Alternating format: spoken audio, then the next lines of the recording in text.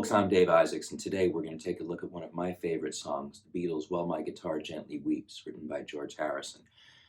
It's really pretty straightforward. It has two sections. The first section is made up of a simple A minor sequence with a slight variation at the end, and the second section is in A major before it returns back to the A minor.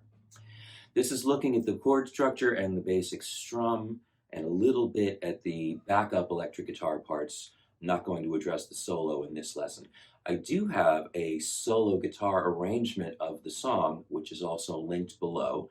So if you're looking for something more challenging, please check that out. This is going to be more of a fundamentals lesson. I wouldn't call this a beginner's song, though, because it has a lot of chords in it.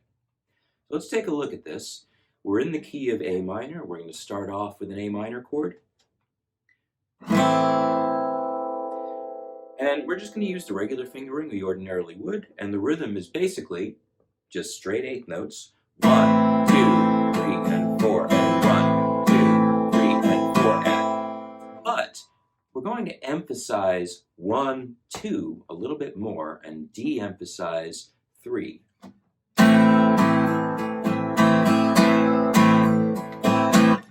This is partly because you will hear electric guitar and bass later in the song bringing out or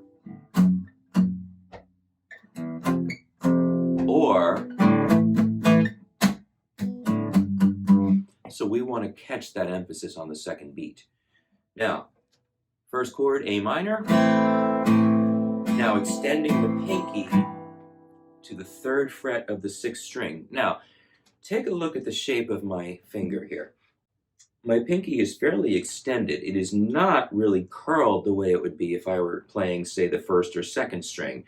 I've got to reach all the way across, so my finger is extending with just a little bit of bend in the tip segment. Now, how much is really dependent on your hand. But the idea is I am not trying to land on the 6th string with my fingertip. I'm simply reaching up with that pinky and leaning on string 6. I am muting the 5th string because I really have to. We do not want to worry about this. If your hand looks like this, you're working too hard. Should still be the basic A minor position. The extended pinky has my pinky pointing at the ceiling, and then when I bring it in, I can just lean a little. If it's really too big of a challenge for you, you could go to a C over G, which is putting the ring finger on string 6, again muting the 5th string. It's not exactly the right chord, but it will fit. What he plays is... Now, we're still keeping this A minor formation, but we need an F sharp bass note. You could just wrap your thumb around at the 2nd fret of the 6th string, keep the A minor. I really can't swear to what he does, but I don't use the thumb over the top of the neck a whole lot, occasionally for the 1st fret, but my hands aren't big enough for that to be comfortable. So I'm going to play that chord like this. So I've got my middle finger on string 6 at the 2nd fret. Now, I've got to rearrange for A minor, so ring and pinky are now side by side on the 4th and 3rd string, 2nd fret, and the index is over here, 2nd string, 1st fret. The chord is actually F sharp minor 7 flat 5. You could also think of it as A minor over F sharp, or A minor slash F sharp. So, A minor over G, A minor over F sharp, or F sharp minor 7 flat 5, straight up F bar, A minor, G, D, E. I'm going to put the chords in the description of the video. It's an easy song to follow, so you don't really need a tab for this. A minor, 3, 4, G bass, F sharp bass, intro was G, D, E. Now we're in the verse. We start the same way. Now I'm going to start bringing out bass notes, emphasizing the low notes on 1, 2, D this time.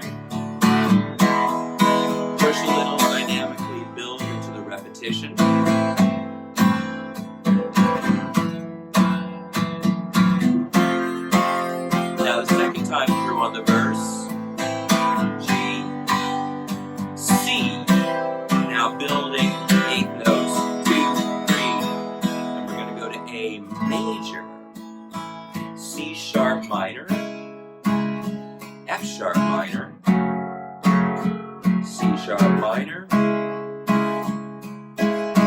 B minor, E.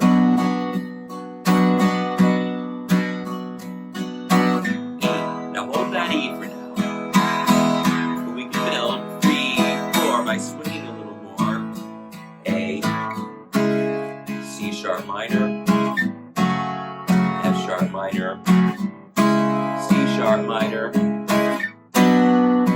B minor. Now you can hold the E, or a nice way to sort of follow the part that's there on the recording is to take middle and ring, strike strings 6 and 3, muting everything else. So I'm letting these fingers collapse enough. I've got the thumb over here, I've got the side of my middle finger, I've got the edge of my ring finger, so I really only want to hear these 2 notes. And then I'm going to go up a fret, 3rd fret, and then 4th fret. And if we hear the D string, it doesn't clash, it's actually in the chord. And so we can do this. 1, 2, 1.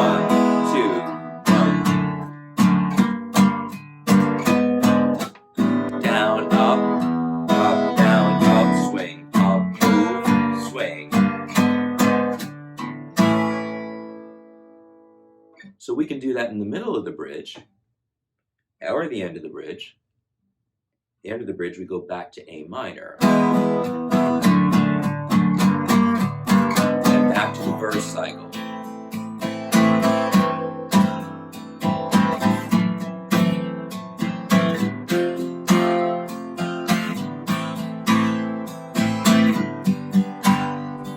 E the first time, D, going to E. Second time through the cycle. Starts the same. But then G to C. Notice my fill. 1, 2, 3, 4.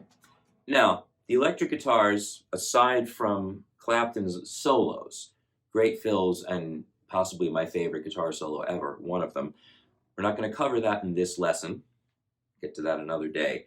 But there are electric guitar fills that just cover the bass.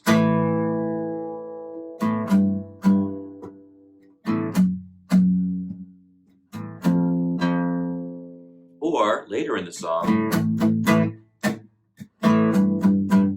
muted on the basses. And then we also hear arpeggiated figures like this. Again, just following the simple chord changes.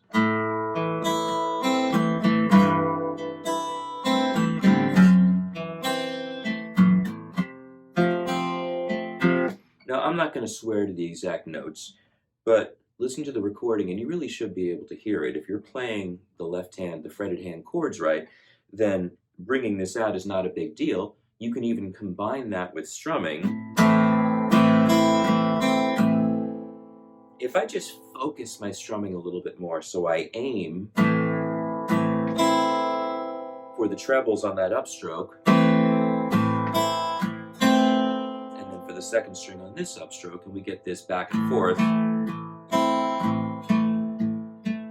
It's not easy. You can use your left hand, your strumming hand fingers on the face of the guitar if that helps give you a reference of where you are. You could sit back here. Whenever I'm doing something like this, I am not really anchoring though. I'm not applying any pressure and I'm not locking anything into place. I'm just letting my hand touch the guitar to give me a stronger sense of where my fingertips are. It's a spatial reference. So this is more generally speaking how that electric part goes. But notice how I combine strum using a larger swing with bringing out arpeggio notes using a smaller swing.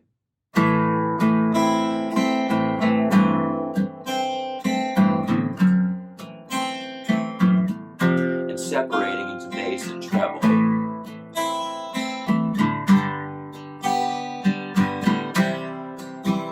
And listening to the dynamics, I kind of combine these parts, you can hear bum bum bum, bum bum bum. You can also hear do da do, and then build 1, 2, 3, 4.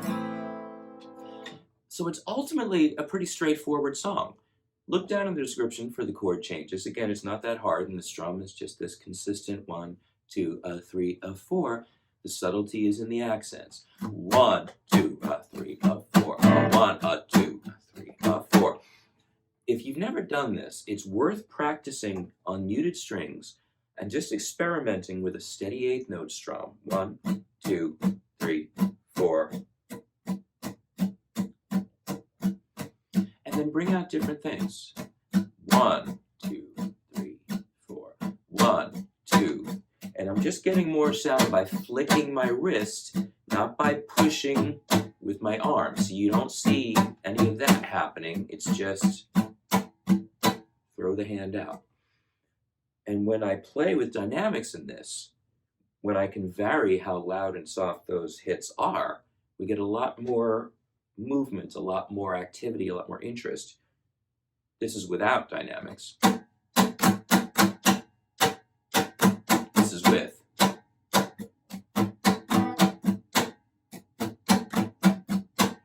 And then you can really hear the groove of the song.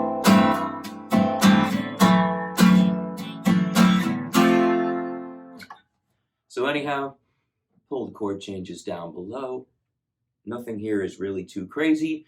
If you're still struggling with bar chords, I've got a couple of videos you can check out on bar chord technique. Just keep in mind that the real trick to bar chords is, number 1, you cannot have your neck pointing down. It really should be pointing up a little bit. Your wrist should be below the neck, and slightly, but basically level. Your fingers come from underneath this side of the neck, not back here, because you'll never reach. And you lean into the guitar neck to the side rather than trying to flatten your fingers. So you notice my fingering, my index finger is actually leaning on this side because that's where I'm getting good strong pressure. If I go straight, I have to push a lot harder, twist my shoulder. It just doesn't really work. This is a very natural position.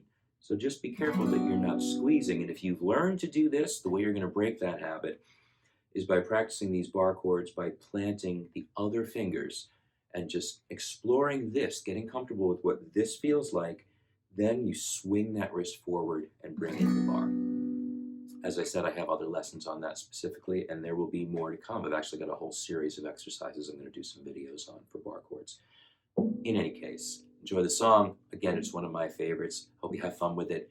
Please like, comment, subscribe, all of those good things, and I'll see you next time.